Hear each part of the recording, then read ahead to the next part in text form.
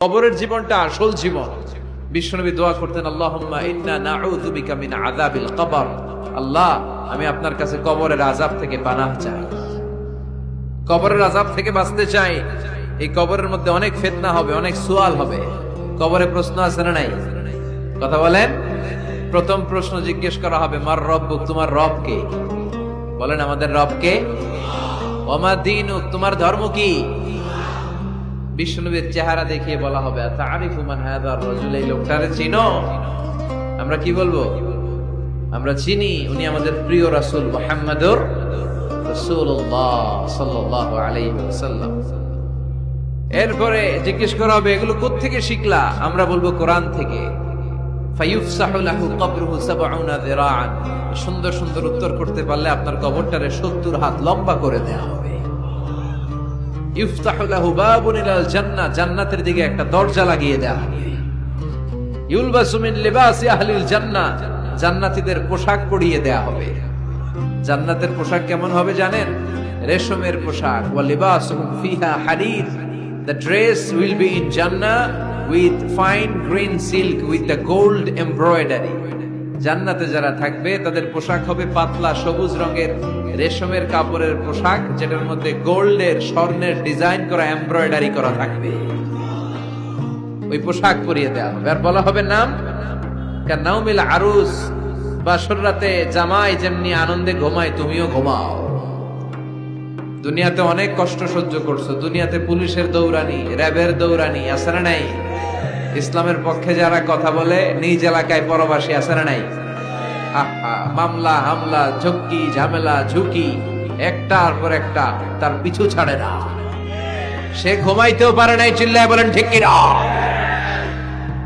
আনন্দের ঘুম আমরা সেদিন দেব ইনশাআল্লাহ, কইবেন না? নাম কানাউমিল আরুস, বাসর রাতে বর যেমনি কনেকে নিয়ে ঘুমায় ঘুমাও। দুনিয়াতে ঘুমাইতে পারো নাই, দুনিয়াতে খালি দৌড়াইছো। কি করছো? দৌড়ানির উপরে ছিল। আজকে দৌড়ানি নাই, আজকে দৌড়ানি হবে ওই দলে। কথা কন। যারা ইসলামের পক্ষে ছিল না, আজীবন ইসলামের বাঁশ দিয়েছে, আজকে ওদেরকে বাঁশ দেওয়ার পালা। সেদিন হিসেব উল্টে যাবে। কথা বলেন। এবার ওদেরকে প্রশ্ন করা হবে, তুই ক মার রব্বুক? কয় আমি জানি না। কি জানোস? কয় কিছুই জানি না। কি যে জানি না ওইটাও জানি না। দ্বিতীয় প্রশ্ন, ওয়ামা দীনুক, তোর ধর্মের নাম কি? কয় জানি না। ফেরেশতারা কয় আর প্রশ্ন বাকি একটা, তারপরে আমগো খেলা শুরু। ওমান হাযার রাজুল, do you know this person? দেখো তো এই লোকটার চিনা চিনা লাগে কিনা। কয় না, চিনি না, আমি কিচ্ছু জানি না, আমি কিচ্ছু মনে করতে পারছি না। খালি আমি মদ খাইতাম আর চিয়ার্স করতাম, এটা মনে আছে। আমি ইসলামের বিরুদ্ধে দৌড়াতাম, ইসলামের পক্ষের শক্তির উপর হামলা চালাতাম, এগুলো মনে আছে। কোরআনের বিরুদ্ধে ছিলাম, ইসলামের বিরুদ্ধে ছিলাম, বিশ্বনবীর বিরুদ্ধে ছিলাম। বিশ্বনবীর বিরুদ্ধে আমি বিষোদাগার করতাম, ইসলামের বিরুদ্ধে আমি জনপ্রচারণা চালাতাম। আজীবন আমার জীবনটারে আমি কাটিয়েছি ইসলামের বিপক্ষে। সুদ, ঘুষ, দুর্নীতি, যৌতুক, মদ ছিল আমার নিত্য সঙ্গী। আমি কিচ্ছু মনে করতে পারছি না, আমার ধর্ম নাই, আমার কিছুই মনে নাই। ফেরেশতারা বলবে ঠিক আছে, এবার আমগো খেলা শুরু। ফায়ুতরাকু বিমাতারিকা মিন হাদিদ, লোহার হাতুড়ি দিয়ে এবার ওর পিটানো শুরু হবে। পিটাতে পিটাতে ওর গায়ের গোশত আর মাসেল গুলো থেতলে ফেলা হবে। ইকালু লিল আরদি ইলতাইমি, জমিনকে বলা হবে চাপ দাও। ফাতাখতালিফা আদলাউ, ওয়াল আয়াযু বিল্লাহ। কবরের এক পাশের মাটি আরেক পাশের মাটি এমন ভাবে চাপ দিবে, ডান পাশের পাজরের হাড় বাম দিকে ঢুকে যাবে, বাম দিকের হাড়টি ডান পাশে এসে যাবে। ওর চিৎকারে পুরো কবরস্থানটা থারথার করে কাঁপবে। ওরে বাঁচানোর তখন কেউ থাকবে না। ওর ক্ষমতা, ওর দাপট, ওর হুঙ্কার, ওর অহংকার ওরে বাঁচাতে পারবে না। চিল্লায় বলেন ঠিক কিনা? হাত্তা সা, কিয়ামত পর্যন্ত, কিয়ামত পর্যন্ত এই দুর্বিষহ জীবন সময় তার কাটতেই থাকবে। আল্লাহ, কবরের এই আযাব থেকে তুমি আমাদেরকে বাঁচাও। সূরাতুল মুলক যারা নিয়মিত তেলাওয়াত করবে, আল্লাহর মেহেরবানিতে তাদের কবরে কোনো আযাব হবে না। করতে রাজি আছেন? কথা কয় না। করতে রাজি আছেন সবাই? বিষ্ণু বললেন, এখানেই শেষ নয়, আরো আছে। শাফাআত লিসাহিবিহা, এই সূরাটা কিয়ামতের দিন এই সূরা যে তেলাওয়াত করবে তার পক্ষে সুপারিশ করবে। কোরআন যদি আপনার বিপক্ষে আল্লাহর কাছে নালিশ করে, আপনার বাঁচার কোনো উপায় আছে? আপনার পিসাব আপনারে বাঁচাইতে পারবে? তাইলে আপনার দলের নেতা কথা কন, কেউ বাঁচাইতে পারবে আপনারে? কোরআন যেমনি আপনার বিরুদ্ধে দাঁড়ালে আপনারে বাঁচাতে পারবে না, কোরআন তেমনি আপনার পক্ষে দাঁড়ালে আল্লাহ আপনারে ফেলে দিতে পারবে না। কোরআন আপনার পক্ষে থাকলে আল্লাহ আপনাকে দয়া করবেনি। বিশ্বনবী বলেছেন, ইকরাউল কুরআন ফাইন্নাহু ইয়াতি ইয়াউমাল কিয়ামাতি শাফিআন লিআসহাবি। কোরআন তেলাওয়াত করো, কেননা কোরআনের তেলাওয়াত এটা কিয়ামতের দিন তোমার জন্য সুপারিশ হয়ে দাঁড়াবে।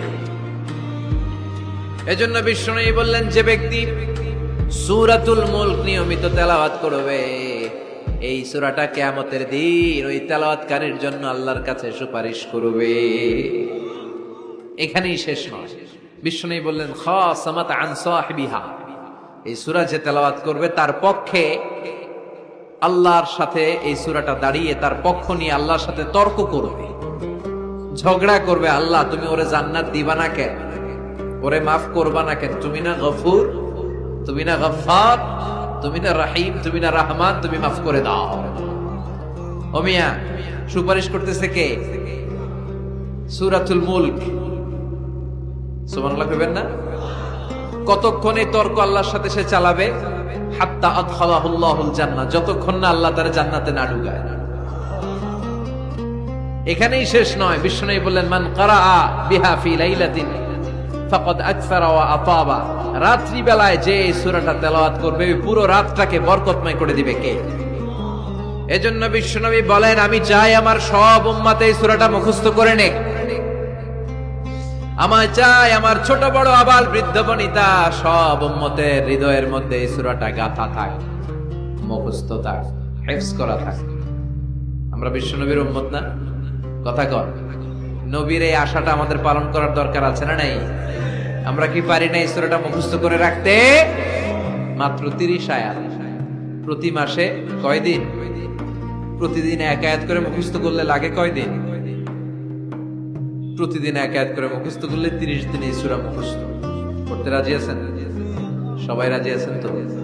মনে থাকবে? নেক্সট টাইমে নেক্সট ইয়ারে আসলে জিজ্ঞেস করবো যে সূরা মুলক মুখস্থ হয়েছে কিনা। হ্যাঁ, মনে থাকবে তো? আল্লাহ তুমি তৌফিক দাও। এই সূরাটা পড়লে আল্লাহ আপনার দৃষ্টি শক্তিকে খুলে দিবে। আপনার চোখের সামনে কোনো পর্দা থাকলে